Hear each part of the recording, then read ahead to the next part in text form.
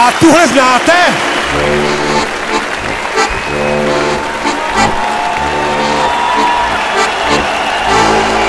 Když mě brali za vojáka, stříhaj mě do hola.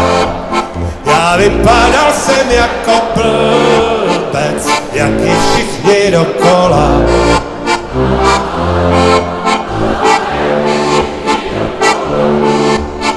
Zavřeli mě do kasáren, začali mě učiti, jak mám správný voják býti a svou zemi chrániti.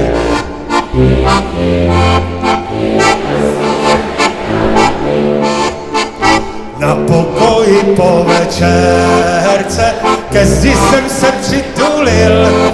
Já vzpomněl jsem si na svou milou, krásně jsem si zapulil.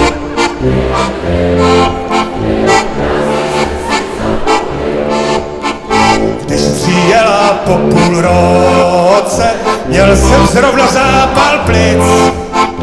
Po chodbě furt někdo chodil, tak nebylo z toho nic.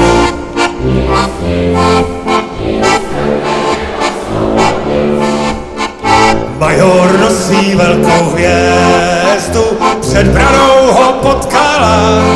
On řekl, že má zrovna volný kvartír, tak se spálit nechala.